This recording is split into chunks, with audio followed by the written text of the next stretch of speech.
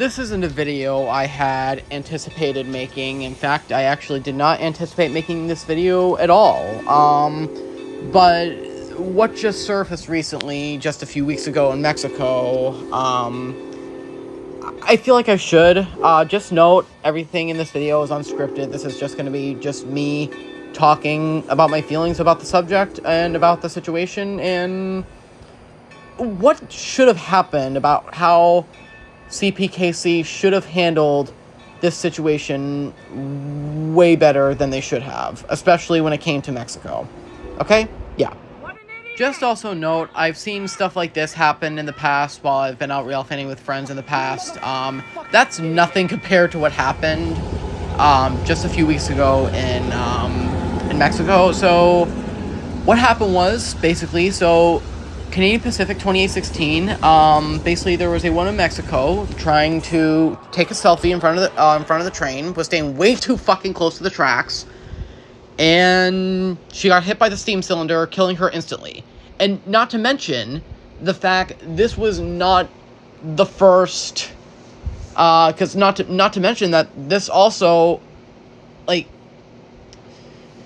I don't even know how you would even talk about this. I mean, because this is nothing compare.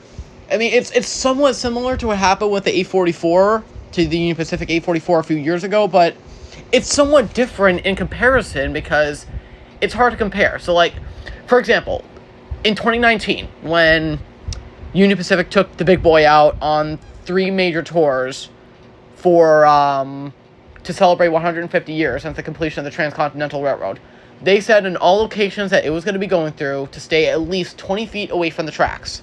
Okay? At least 20 feet. When CPKC announced this steam tour, they didn't really, announce any safety protocols, which is definitely a fault on CPKC's part. But at the same time, this person who was hit and killed, okay, yeah, I feel bad. I'm sorry for the family's loss, but she should have known that going into that what she was doing, she was potentially going to get hurt. She should have known. And not to mention, a few weeks before all that happened, they had many other close calls leading up to the fatality. And as a matter of fact, just 2 days later, I think another woman was nearly killed as well because she got her phone knocked out because her phone knocked out of her hand and her hand got hit. Well, likely broke her hand after being hit by the steam cylinder. See, Canadian Pacific, CPKC definitely did not do a very good job with handling the crowd situation when it came to this tour. No, don't get me wrong. Steam tours on mainline steam tours are nothing. It's not unheard of across the U.S. Union Pacific does one every year with the big boy. Flying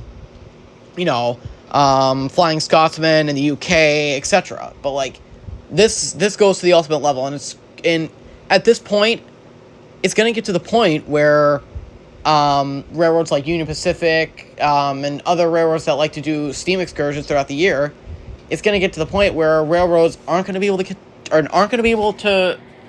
it's just going to get to the point where railroads aren't going to be able to do this stuff anymore because people like that, where they end up getting killed from being too close to the tracks, they ruin it for everybody, because then the family of the victim, or of the lost family member, tries to probably sue the railroad, and they're probably going to say, well, you were too close to the tracks. Your family member was too close to the tracks. We're sorry for your loss. And, that's really all they can really do. It's really hard on what could have happened differently. It's really hard to say. That's it for my little rampage. I know this is random. Like I said, this is unscripted. But I feel like I had to get this out, okay? Yeah, thanks.